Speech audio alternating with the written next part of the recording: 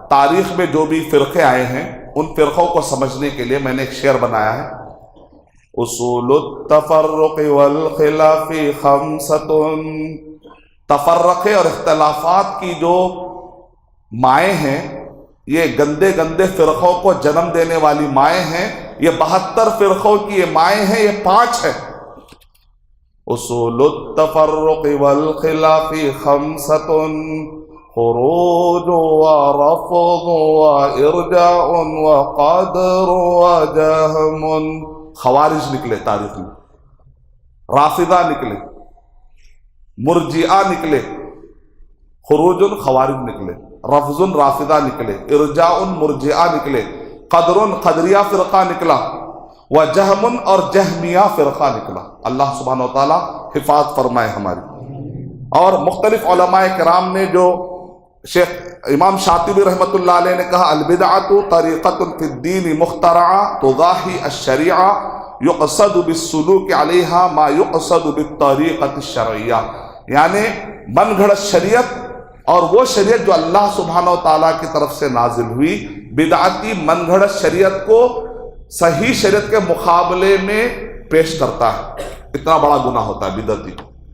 شیخ ابن عثیمین رحمۃ اللہ الاعتصام جلد نمبر 1 صفحہ نمبر 37 میں شیخ ابن عثیمین رحمۃ اللہ علیہ نے کہا ما احدث فی الدین علی خلاف ما علیہ النبی صلی اللہ علیہ وسلم واصحابہ من عقیدت او عمل، شرح لمعۃ الاعتقاد صفحہ نمبر 23 میں لکھا ہوا ہے کہ نئی دین کے اندر، دنیا میں نہیں، دین کے اندر نئی چیز لاتا ہے کوئی جبکہ وہ نبی صلی اللہ علیہ وسلم اور صحابہ کے زمانے میں نہیں تھی۔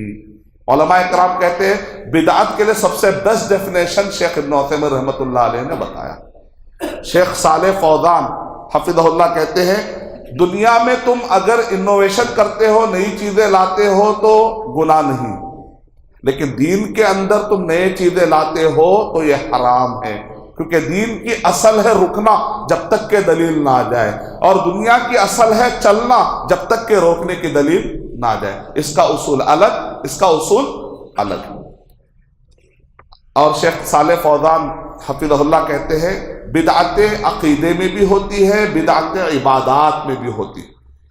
اور حافظ حکمی رحمۃ اللہ علیہ نے ارشاد فرمایا کہ جس پر نبی صلی اللہ علیہ وسلم اور صحابہ کرام جمع تھے، اس کے مقابلے میں ایک آدمی نیا کام کرتا ہے، دراصل وہ اس کا مذاق اڑا رہا ہے۔ اگر ایسا ہے تب تو وہ بدعت مکفرہ ہو جائے گی، یعنی ایسی بدعت جو اس کو کافر بنا دے گی۔ اور بدعت کا دوسرا لیول ہوتا ہے بدعت غیر مکفرہ، بدعت گناہ، چاہے وہ چھوٹی بدعت ہو چاہے وہ بڑی بدعت ہو۔ بعض بدعتیں انسان کو کافر بنا دیتی ہے، اسلام سے باہر نکال دیتی ہے، اور بعض بدعتیں انسان کو اسلام میں رکھتی ہیں لیکن اس کو فاسق اور فاجر اور بڑا گنہگار بنا دیتی، کبیرہ گناہ میں ڈال دیتے۔ اللہ سبحانہ وتعالیٰ اس گناہ سے بچائے۔ شیخ ربیع بن ہادی المدخلی کہتے ہیں بدعت کی ایک قسم مکفرہ ہے، ایک قسم مفسقہ ہے۔